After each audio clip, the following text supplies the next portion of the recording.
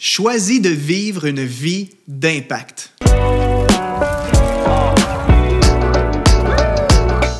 Bienvenue sur l'émission Prochain Niveau. Je m'appelle Mathieu Desroches et dans cet épisode, je veux vous encourager à choisir de vivre une vie d'impact. Mais juste avant d'entrer dans le contenu de la vidéo, je veux te proposer en fait une masterclass gratuite qui a été enregistrée par Luc Dumont qui s'appelle « Comment atteindre l'extraordinaire dans ta vie ». Si tu as soif de te développer, de réaliser ton plein potentiel, inscris-toi à cette formation gratuite. Le lien apparaît sous cette vidéo. Vous savez les amis, dans la vie, on a toujours le choix entre mener une vie stable, confortable, routinière, sécuritaire, en terrain connu, ou vivre une vie, en fait, défiante, stimulante, parfois même risquée et épeurante. C'est toujours un dilemme, c'est une dualité entre la facilité, le confort, ou une vie peut-être qui me sort hors de ma zone de confort, une vie qui implique peut-être certains risques, mais par contre qui me permet de m'épanouir et d'exprimer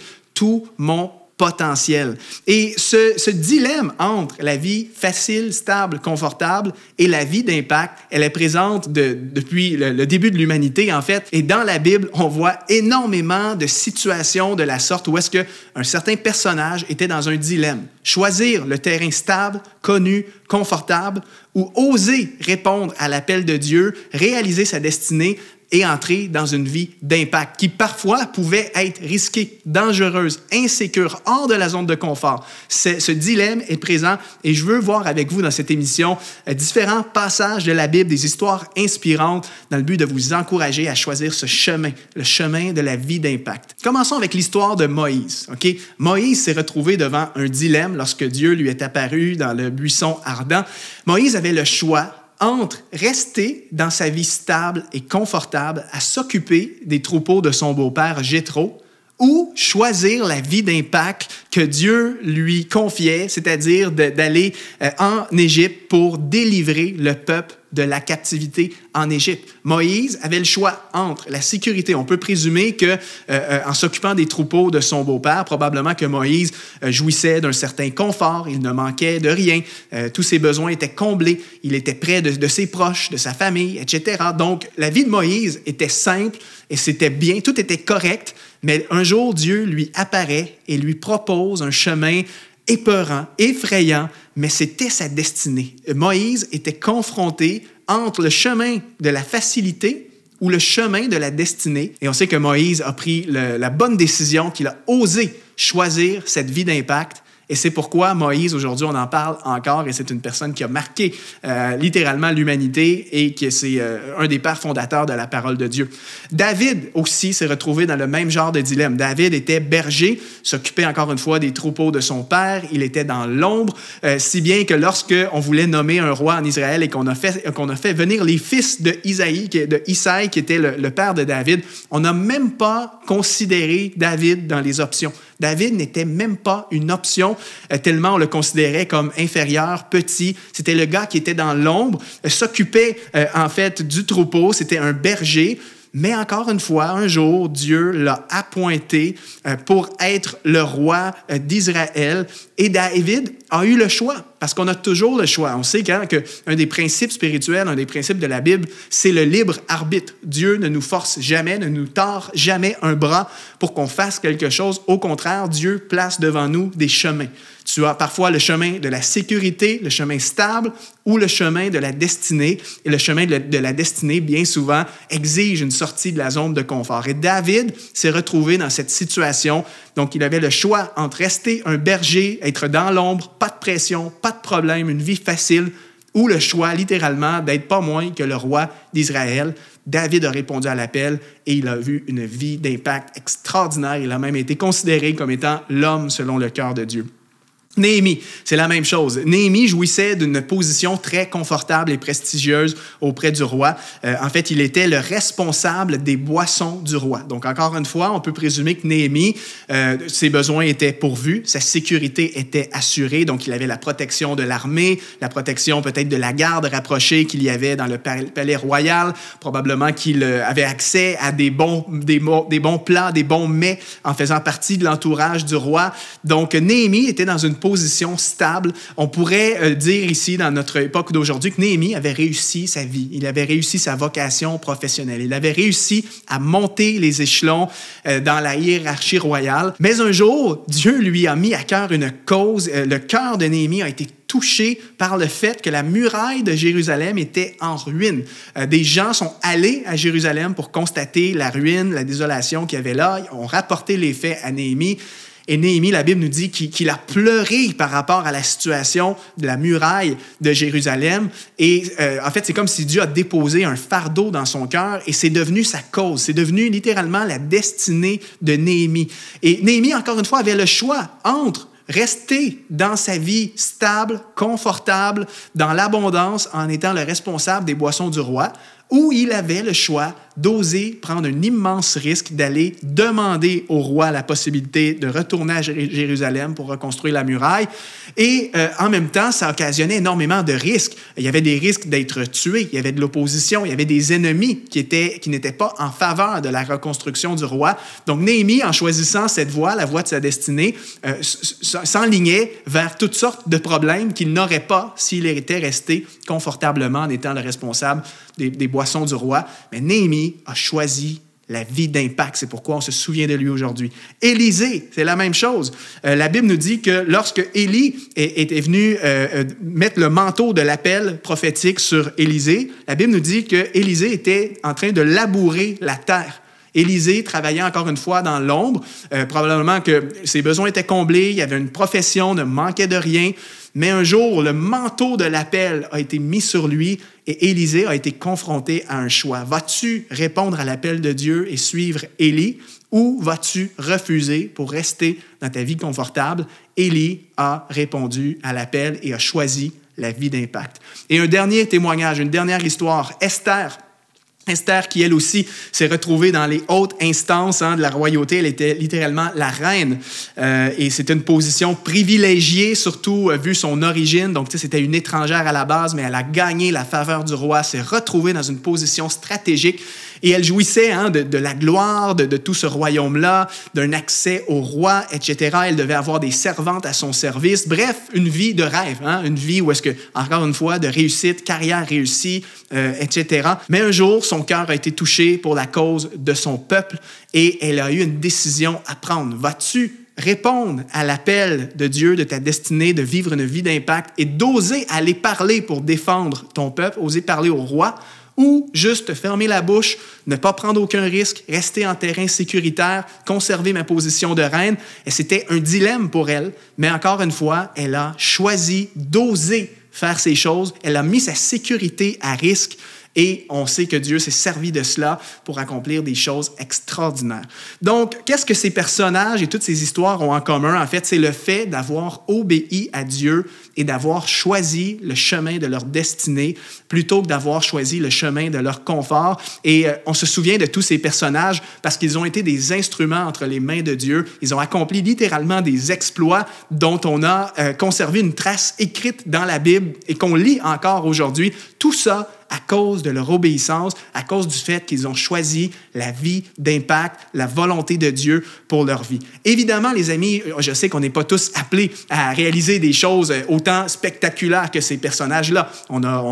Plusieurs d'entre nous avons une vie relativement simple et Dieu ne nous appelle pas à aller rebâtir une muraille en ruine ou à devenir roi de notre nation. C'est pas ça le point. Mais dans un certain niveau, on a tous le choix entre notre vie stable, sécuritaire, confortable ou la vie d'impact que Dieu veut nous confier. Et j'aimerais vous dire quelque chose. L'appel de Dieu pour toi va toujours exiger une sortie de zone de confort. Si vous suivez la chaîne exponentielle, l'émission Prochain Niveau, il n'y a pas de doute, vous êtes une personne qui désirez vivre pleinement votre destinée. Vous voulez être en fait tout ce que le Seigneur vous appelle à être.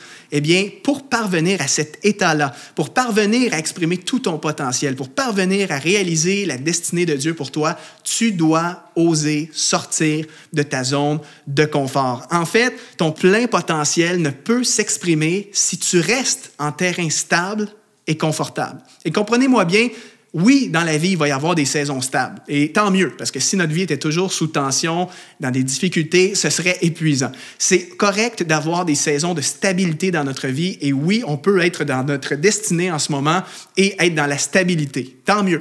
Par contre, si tu veux croître continuellement, si tu veux exprimer tout ton potentiel, il faudra nécessairement que dans certaines saisons de ta vie, tu sois étiré, que l'élastique soit étiré, que tu oses faire des décisions de foi, que tu oses peut-être prendre des risques comme les personnages bibliques ont fait. Et c'est de cette façon-là que Dieu va faire émerger le meilleur de toi et qui va te permettre d'être aussi un instrument entre ses mains. L'exemple que je pourrais donner, ceux qui font de la musculation. Vous savez, les culturistes ou les bodybuilders, comme on dit en anglais, les gens qui s'entraînent et qui lèvent de lourdes charges. Mais quelle est la clé pour développer ta musculation? En fait, c'est de constamment te pousser plus loin. Si tu t'entraînes en faisant toujours le même exercice tous les jours, avec la même charge, il va y avoir une croissance qui va se faire au début, mais tu vas plafonner. La clé pour développer ta musculation, dans cet exemple-là, c'est que tu dois constamment augmenter les charges et tu dois constamment tester différents types d'entraînement. Donc, ne pas toujours faire le même exercice, travailler ton corps différemment. Et donc, pour un bodybuilder, pour un culturiste, il n'y a pas de stabilité. Le culturiste qui voudrait le petit chemin facile, à toujours lever les mêmes haltères en faisant un programme d'entraînement facile, ça n'existe pas. Si tu veux exprimer tout ton potentiel de culturiste, tu dois être sous tension, tu dois constamment sortir de la zone de confort et oser augmenter la charge. C'est la même chose dans la vie, mon ami. Si tu veux réaliser toute la volonté de Dieu pour toi, devenir pleinement qui tu es appelé à être, il faut que tu oses sortir de la zone de confort et que tu choisisses cette vie d'impact. Et la vie d'impact, oui, parfois, va être intimidante, bien souvent. Ça fait peur. C'est au-delà de ce que tu aurais pu penser, imaginer. Tu as parfois le sentiment que c'est trop élevé pour tes capacités naturelles. Tu vois le sacrifice que ça demande. Ça demande aussi parfois un investissement financier, de l'énergie. Et bien souvent, c'est ça qui nous paralyse. On se dit, je n'ose pas répondre à l'appel de Dieu et choisir la vie d'impact parce que le sacrifice, le coût est trop grand. Mais laisse-moi te donner une parole d'encouragement aujourd'hui. Si Dieu t'appelle à réaliser quelque chose et à sortir de la zone de confort, Dieu va toujours te donner la capacité de le faire. Mon ami, ne reste pas dans cette zone de confort, ne choisis pas cette vie stable et confortable parce qu'à long terme, tu vas passer à côté de des choses que Dieu voudrait faire dans ta vie et ça peut te mener même à une vie de regret. Si toute ta vie, tu es paralysé par la peur de faire une décision de foi, etc., tu peux littéralement passer à côté de ta destinée. Je vous donne un exemple à titre personnel par rapport à l'émission Prochain Niveau. En ce qui me concerne, tôt dans ma vie chrétienne, j'ai ressenti dans mon cœur qu'un jour, Dieu se servirait de moi pour enseigner.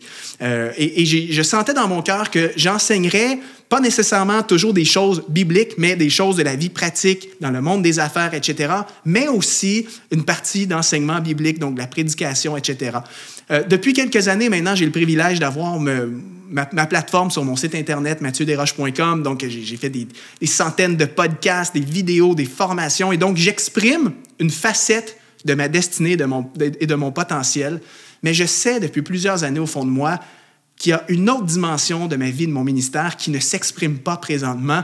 Et que cette dimension-là, c'est l'enseignement biblique chrétien. Et ça fait plusieurs années que le Seigneur travaille mon cœur sur le fait qu'il faut que je démarre quelque chose. Il faut que je me mette à enseigner des principes de réussite, des principes de vie, mais avec la perspective chrétienne et biblique. Et la réalisation de cette émission Prochain Niveau qu'on fait en ce moment avec Exponentiel, pour moi, c'est une démonstration de choisir la vie d'impact et oser sortir de la zone de confort. Ma réaction naturelle pourrait être de me dire, premièrement, je suis très occupé, j'ai déjà mon entreprise.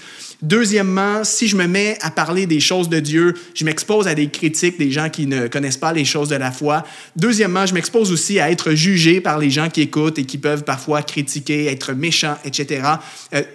Quatrièmement, le temps que ça va me prendre, l'énergie, comment est-ce que je vais trouver les ressources pour faire tout ça?